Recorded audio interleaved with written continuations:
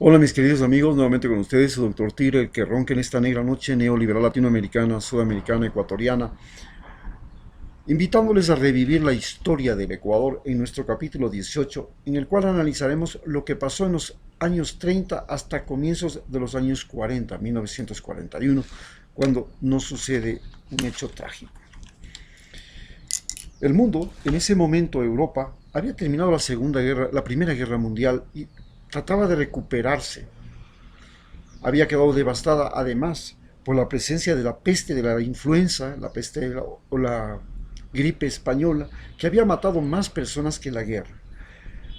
Así, la forma de salir de tanta depresión y de tanta crisis, especialmente en los países más deprimidos, como lo eran Italia y Alemania, así como Rusia, fue mediante lo que se llamaba los gobiernos de poder absoluto.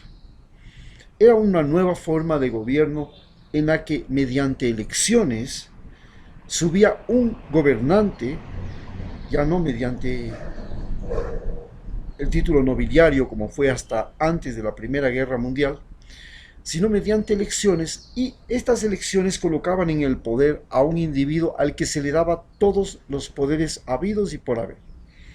Así, en la Unión Soviética, primero Lenin y luego Stalin; en Alemania, Hitler; en Italia, antes de que Hitler, Benito Mussolini. Todos ellos lo que hacían era concentrar los recursos del Estado, esto quiere decir lo que producía la tierra y el trabajo humano, y manejarlos mediante 10 personas como mucho que concentraban el poder. Se llamaban los socialismos. Habían dos formas de socialismo en ese momento que emergían. El uno era el socialismo nacionalista, nacionalsocialismo, y el otro era el socialismo internacional, la internacional socialista. El socialismo nacionalista, que es lo que está renaciendo en este momento en Europa, igual que lo que ocurrió justamente entre los años 20 y los años 30, el nacionalismo procuraba que todas las personas de un país aceptaran el dogma de la superioridad racial, primero, la superioridad histórica y la superioridad cultural, y en función de eso aceptaban la obediencia total a un gobernante. Este gobernante podía decidir quién era el enemigo del Estado y quién no lo era.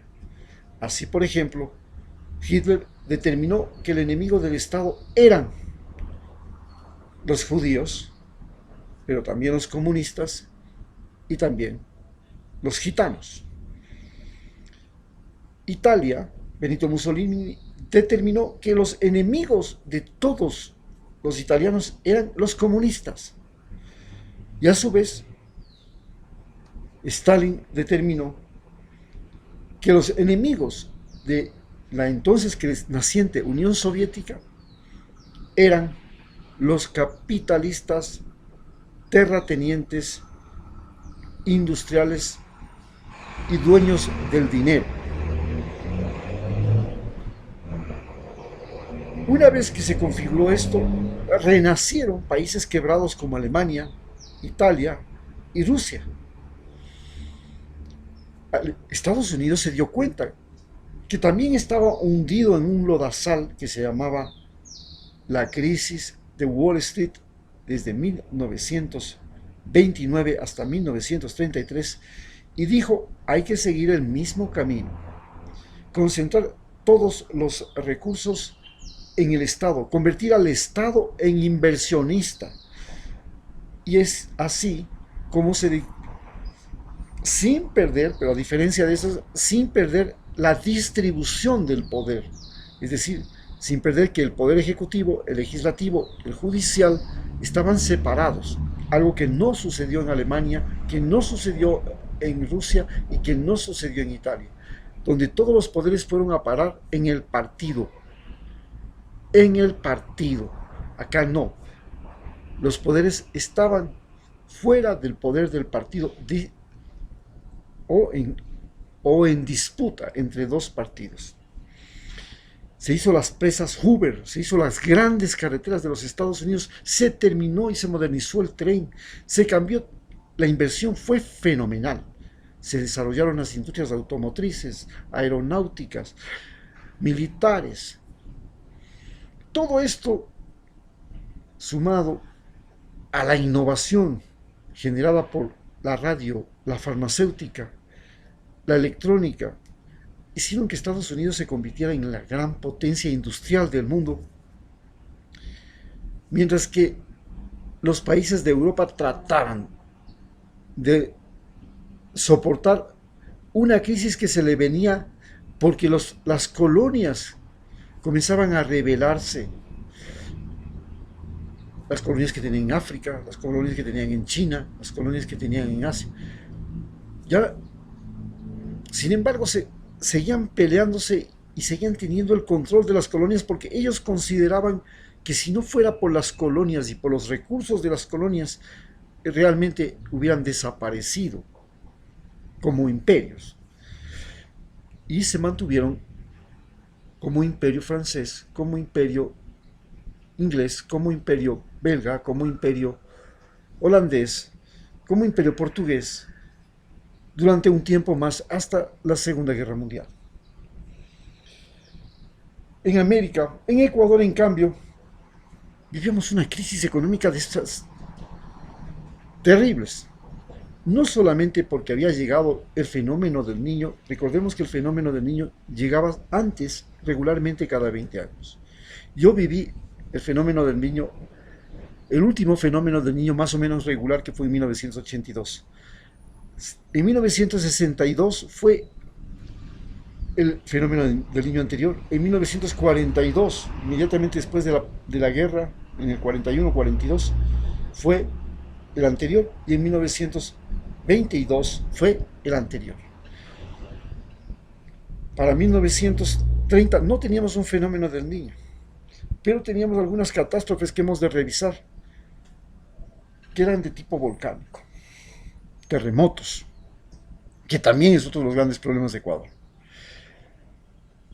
En ese momento, allá en Manabí, sucedía que una familia de gente manabita, que había ido su marido a pelear en la guerra de Concha y anteriormente ya peleó en la guerra de Alfaro, regresó a la casa, pero se vivía la inestabilidad social, que se traducía también en inestabilidad familiar. Esto generó que en toda la costa ecuatoriana se produjera un fenómeno migratorio extraordinario. Los perseguidos por ser alfaristas buscaron las montañas para refugiarse. Los más pobres se metieron a los campos, a la pesca, buscaban los villorios, pero además se generaron hordas de jinetes que eran pagados por los políticos, y estas hordas de jinetes, a más de que robaban en los pueblos, cuando llegaban las elecciones, se paraban al lado de la mesa electoral, mostraban su fusil, ya ve María el que no vote pues por candidato. Así llegaron a haber un conflicto en la provincia de Manabí tremenda entre dos familias, una que dominaba la zona de Bahía y otra que dominaba la zona de Manta, la familia Aguilar y la familia Andrade. Los Aguilar y los Andrade eran los eternos asambleístas del Congreso y tenían el poder total sobre la provincia. Eran los llamados caciques. En Esmeraldas había otro que se llamaba Plaza Monzón, y en Guayaquil apareció otro cacique, Guevara Moreno. Cada uno de estos iban a las cárceles a buscar a los guardaespaldas con los que iban a formar su cuadrilla al estilo de las mafias norteamericanas y a imponer la ley del revólver. También llegó la ley del divorcio. Esto cambió también. Fue la confrontación más importante entre la Iglesia Católica y el Estado. La Iglesia Católica no aceptaba por nada el divorcio. Pero llegó. Y eso cambió la estructura social, familiar de la costa. Las mujeres ya no se hicieron tolerantes al maltrato, se independizaban rápidamente y salían por la puerta cuando veían algo mal. Y en el caso de la familia que vamos a narrar, el marido le estaba poniendo cuernos a la mujer y la reacción de la mujer fue simple: me largo y te dejo, me llevo los hijos, ahí te dejo, haz tu vida, porque ha sido así la costumbre de la costa. El marido se larga de la casa y hace otro hogar, o la mujer se larga de la casa con sus hijos y se hace otro hogar. En la sierra eso no ha sido muy común, eso no se daba. Aquí en la sierra la mujer ha aguantado todo, los cuernos, los palos, todo. La llegada a la casa fue un movimiento rápido y sin dar más explicaciones recogió las ollas, un poco de ropas, cubiertos, cuchillos, un machete. Sus hijos apenas se atrevían a preguntar, pero Jesús insistía. Pero mami, ¿por qué nos vamos? Tenemos un gran problema y tenemos que salir de aquí corriendo. ¿Qué problema?, insistía la niña. Ahora no te lo puedo explicar. Su hijo entró corriendo a la casa y le dijo: la canoa ya está lista para salir. Vamos a alcanzar un barco de pescadores que va de Cojimíes a Muisne. ¿Le dijiste que espere? Sí. Entonces tenemos que apurarnos. Anda, lleva las ollas, Mercedes, Jesús, la ropa, Palomino. Tráete las gallinas que están amarradas en ese saco. Muévete, muévete. Al atardecer, con el sol rojo encendido perdiéndose en el horizonte, la familia de Manuel lo abandonó para siempre.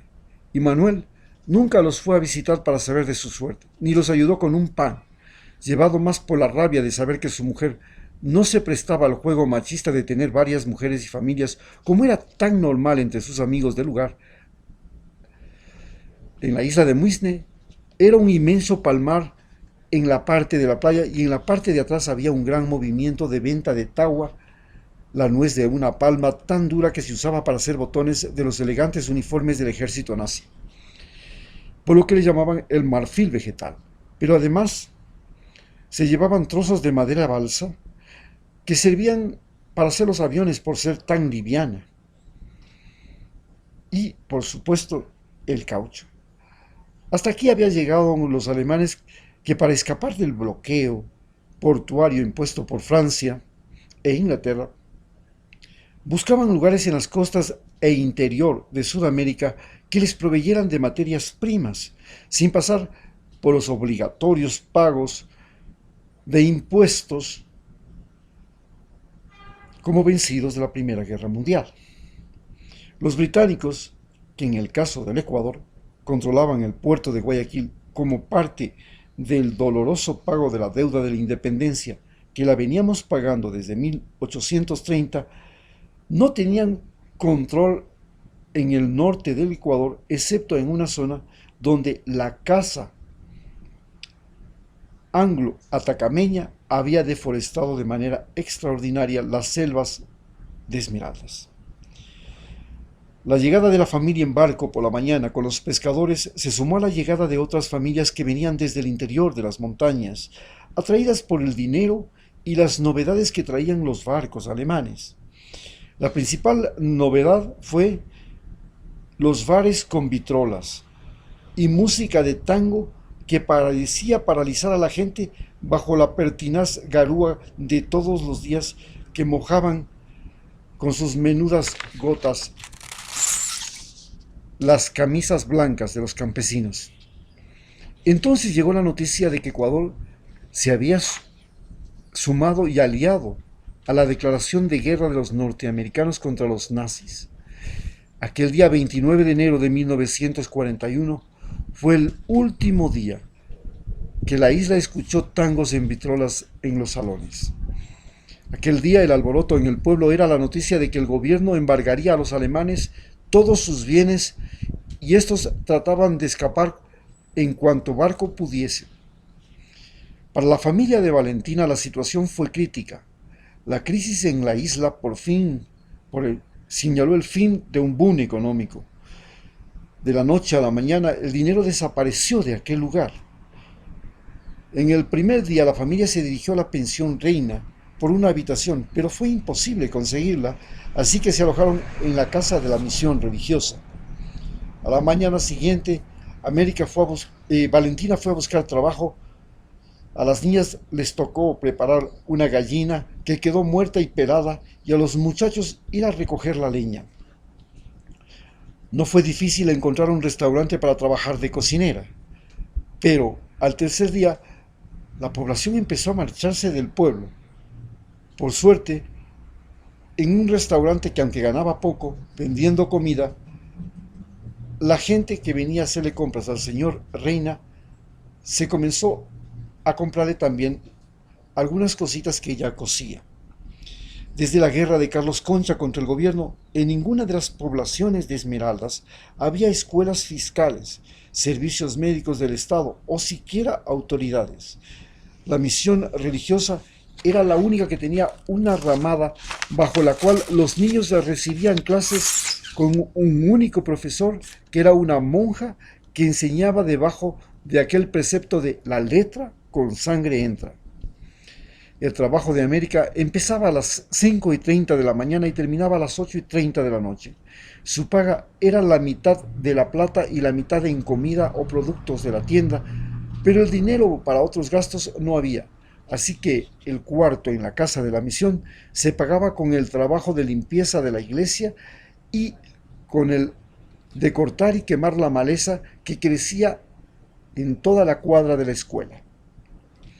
Sus hijos hacían el último trabajo, pues le tocaba a Valentina trabajar todos los días. En la noche dejaba preparada la comida para la familia para el día siguiente y se sentaba a coser ropa para la gente que le hacía pedidos. Su fama de costurera fue creciendo aún más cuando dejaron llegar las ropas que venían en los barcos alemanes. Mamá, nos vamos a graduar en la escuela y tienes que hacernos los uniformes de graduación, dijo Jesús. Su madre miró la tela, el mechero, la lámpara de Petromax, que fue otra de las novedades que trajeron los alemanes al pueblo, y dijeron: ¿ya les dio el modelo?, preguntó a tiempo de insertar el hilo en la aguja. Sí, pero dicen que hay que comprarlo en la misión. Déjame ver. ¿Lo puedes hacer? Ah, esto es fácil. ¿Cuánto cuesta? 15 sucres. Yo no puedo hacer. Yo lo puedo hacer por 4. ¿4?, preguntó sorprendida Jesús. Al día siguiente, la casa de Valentina tenía 8 padres de familia que le estaban pidiendo que les hiciese los uniformes por 8 sucres. Jesús los consiguió a los clientes comentando el asunto con sus compañeros. En 1941, el primer profesor fiscal junto con el primer alcalde nombrados por Velasco Ibarra llegaron al pueblito. En 1940, buscó quienes sabían leer para que sean profesores. De esta manera, los 3 hijos de América lograron entrar en el primer curso de capacitación docente que se dio en la ciudad de Esmeraldas. El viaje a Esmeraldas fue en un barquito de madera, de los pocos que quedó en servicio luego de la salida de los alemanes. Estos viajes eran casi una odisea que sorteaba la peligrosa salida por la bocana de Muisne, donde el mar y el río se encontraban creando un peligroso oleaje. Después, el bamboleo del barco producía un interminable vomitar de los pasajeros por la borda. Y luego, entre las embarcaciones cargadas de maderas finas para las casas de la capital provincial, y tras 12 horas de agonía en el barco, se llegaba a un puerto maloliente de madera sobre el lodo y el manglar que separaba la playa de Las Palmas de un caudaloso río que, a diferencia de los demás ríos de la costa ecuatoriana, siempre le vencía al mar. Hasta aquí terminamos nuestro capítulo y les contamos cómo fue entonces la vida de aquellos años en que se terminó el boom de la tagua, el caucho y la balsa. Continuaremos en nuestro capítulo número 20 hablándoles sobre cómo era la vida de Esmeraldas.